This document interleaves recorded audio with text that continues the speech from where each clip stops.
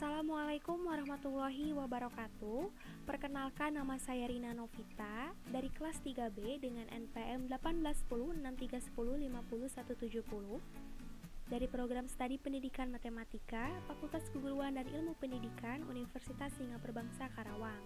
Di sini saya akan memaparkan penjelasan mengenai persamaan trigonometri. Apa itu persamaan trigonometri? Persamaan trigonometri adalah persamaan yang memuat fungsi trigonometri dari suatu sudut yang belum diketahui ukurannya. Contoh, sin 2x dikurangi tan x sama dengan 1. Nah, ini termasuk ke dalam fungsi trigonometri karena x-nya ini merupakan sudut yang belum diketahui ukurannya. Nah, dalam menyelesaikan persamaan trigonometri, artinya kita itu mencari nilai-nilai sudut atau variabel x sehingga persamaan itu bernilai benar untuk semua x daerah asal tertentu. Nah, metode penyelesaian persamaan trigonometri itu ada dua.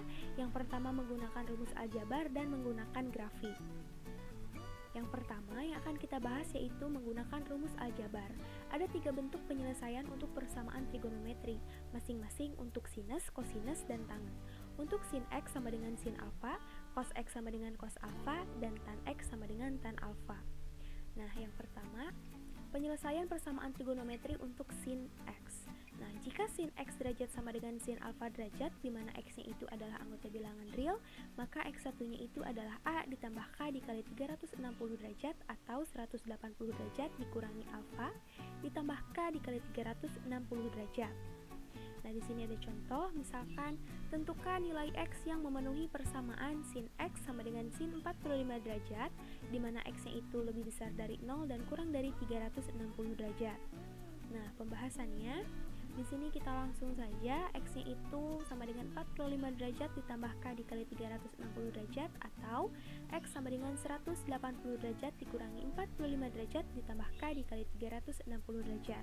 Nah, untuk k-nya kita ambil 0 dan 1 karena termasuk ke dalam bilangan bulat. Nah, untuk k sama dengan 0 maka didapatkan x-nya itu 45 derajat dan x-nya itu sama dengan 135 derajat. Dan untuk k sama dengan 1, maka didapatkan hasil x-nya itu adalah 405 derajat dan 495 derajat. Nah, untuk k sama dengan 1 itu tidak memenuhi persyaratan pada soal tersebut karena di soal sudah dikatakan bahwa x-nya itu harus lebih besar dari 0 dan kurang dari 360 derajat. Namun, pada kenyataannya, pada k sama dengan 1 itu menghasilkan x sama dengan 405 derajat dan 495 derajat, sehingga nilai yang memenuhi persamaan sin x sama dengan sin 45 derajat adalah 45 derajat dan 135 derajat. Nah, untuk selanjutnya, ini untuk penyelesaian persamaan pada kosinus. Jika cos x derajat sama dengan cos alfa derajat, di mana x itu adalah anggota bilangan real, maka x1-nya itu adalah a ditambah k dikali 360 derajat atau min alfa ditambah k dikali 360 derajat. Nah, di sini ada contohnya.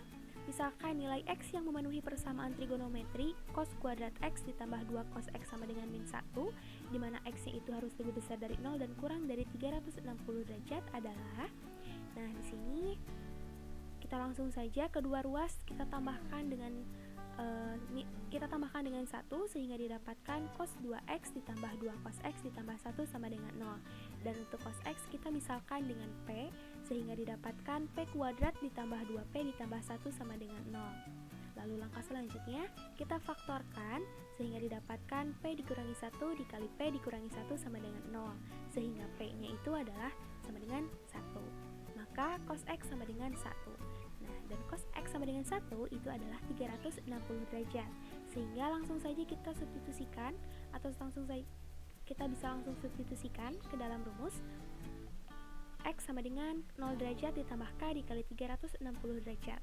Di mana saat k-nya sama dengan 0 didapatkan x itu sama dengan 0 derajat dan saat k-nya itu sama dengan 1, x-nya itu adalah 360 derajat. Jadi nilai yang memenuhi adalah 0 derajat dan 360 derajat. Selanjutnya, jika tan x derajat sama dengan tan alfa derajat, di mana x itu adalah anggota bilangan real, maka x1 dan 2 adalah a ditambah k dikali 180 derajat.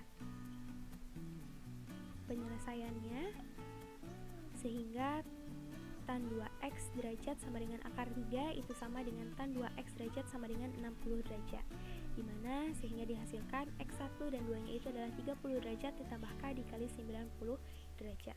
Langsung saja kita substitusikan k-nya, dimana k-nya itu kita ambil adalah bilangan bulat 0, 1, 2, dan 3, dan didapatkan hasil yaitu adalah x-nya itu 30 derajat, untuk k sama dengan 0, k sama dengan 1 120 derajat, k sama dengan 2 x-nya itu 210 derajat, dan k sama dengan 3 itu x-nya adalah 300 derajat, sehingga himpunan penyelesaiannya adalah 30 derajat, 120 derajat, 210 derajat, dan 300 derajat.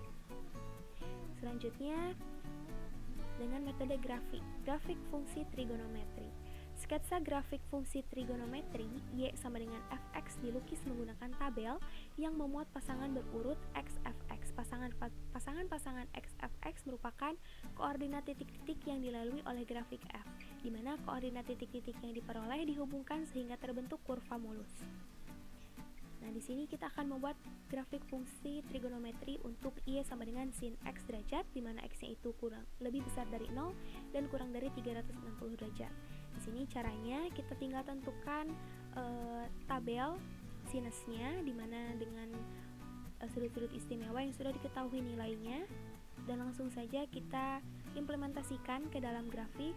Kita sambungkan antara sudut yang satu dengan yang lainnya sehingga didapatkan grafik fungsi untuk Y sama dengan sin X itu seperti ini. Lalu yang kedua, kita akan menggambar grafik Y sama dengan cos X derajat, di mana untuk X-nya itu lebih besar dari 0 dan kurang dari 360 derajat. Caranya sama seperti sebelumnya, kita tentukan dulu tabel kosinusnya dengan sudut-sudut istimewa yang sudah diketahui nilainya. Setelah itu, langsung kita implementasikan ke dalam grafik. Kita hubungkan antara sudut yang satu dengan sudut yang lainnya sehingga didapatkan grafik untuk Y sama dengan cos X itu seperti ini. Lalu yang ketiga, kita akan membuat grafik Y sama dengan tan X derajat, di mana untuk X-nya itu adalah 0 derajat, kurang dari 0 derajat, dan lebih besar dari 0 derajat dan kurang dari 360 derajat.